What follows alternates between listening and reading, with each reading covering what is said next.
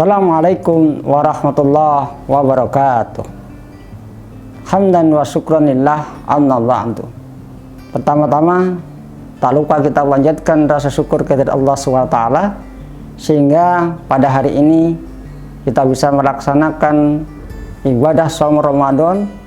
Mudah-mudahan segala amal ibadah kita selama Ramadan 1433 Hijriah diterima Allah Subhanahu wa taala dan kita menjadi hamba yang bertakwa.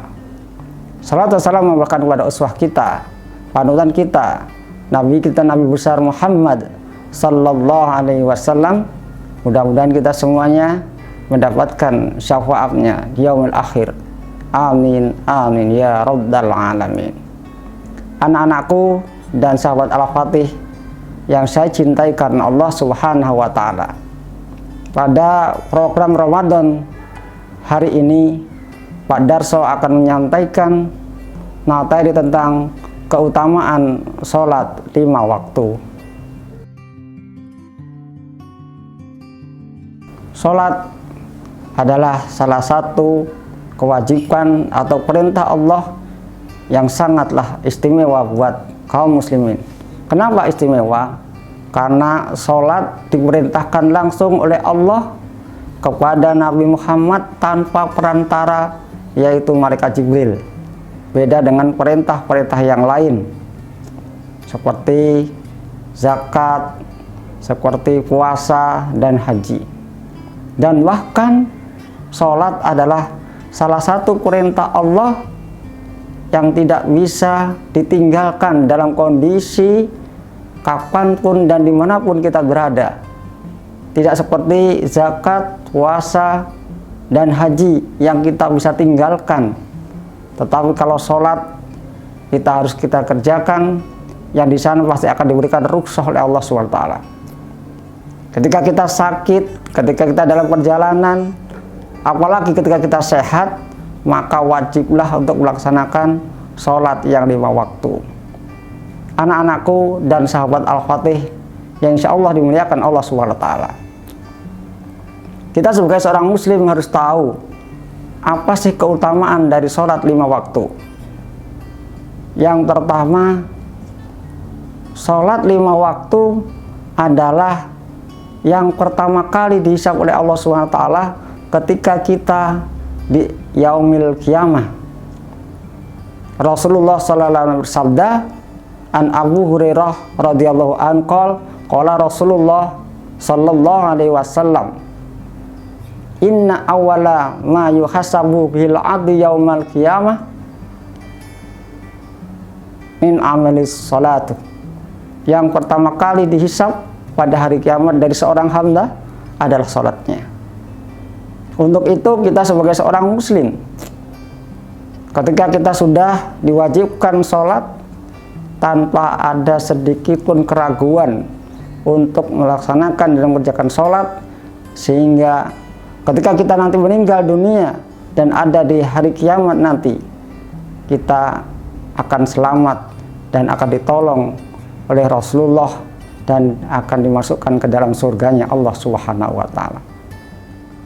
Anak-anakku dan sahabat Al-Fatih yang insya Allah dimuliakan Allah Subhanahu wa taala. Yang kedua, keutamaan sholat adalah sholat itu tiang agama. Bagaimana kita sebagai seorang muslim harus mencintai agama Islam, karena agama Islam adalah agama yang benar, agama yang diridhai Allah SWT. Bagaimana caranya? Kita harus melaksanakan dan kita harus mendirikan sholat dengan sebenar-benarnya. As-sholatu imaddudin faman aqamaha faqad aqamatin faman tarakaha tadabatin. Sholat adalah tiang agama. Barang siapa yang mendirikan sholat berarti dia mendirikan agama, dan barang siapa yang meninggalkan sholat berarti dia merobohkan agama. Anak-anakku dan sahabat Al-Fatih yang insya Allah dimuliakan Allah Subhanahu wa ta'ala, jangan sampai kita yang sehat, yang kuat meninggalkan sholat. Tetapi kenyataannya adalah kita sering meninggalkan sholat dalam kondisi kita sehat, kita kuat, kita diberikan umur oleh Allah Ta'ala. Dan yang sedih lagi, banyak orang yang punya KTP dan mengaku dirinya seorang muslim tapi tidak pernah sekalipun sholat. Inilah yang dikatakan tadi, dia adalah merobohkan agama. Anak-anakku dan sahabat Al-Fatih yang insya Allah dimuliakan Allah Subhanahu wa Ta'ala. Yang ketiga, keutamaan sholat 5 waktu adalah sholat mencegah perbuatan keji dan mungkar. Dengan sholat insya Allah, Allah akan berikan kepada kita sebagai seorang muslim, orang yang taat kepada Allah, terbebas dari perbuatan dosa dan maksiat. Kita akan tahu mana yang halal dan haram. Kita akan tahu mana yang baik dan mana yang buruk. Kita akan tahu mana yang benar dan salah. Kita akan tahu mana yang hak dan yang batil. Karena apa? Sholat.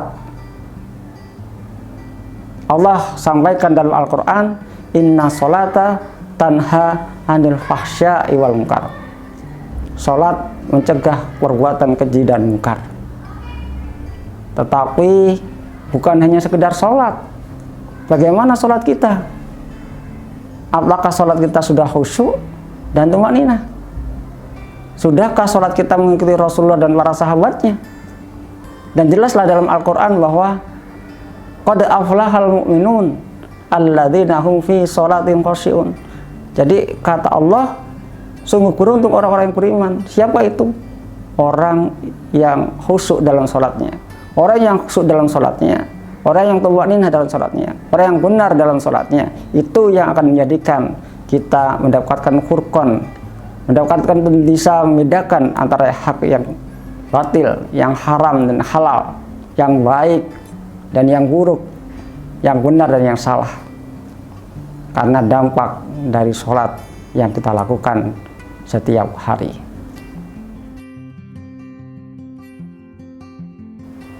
Anak-anakku dan sahabat Al-Fatih yang insya Allah dimuliakan Allah SWT, kita harus tetap semangat di bulan Ramadan ini.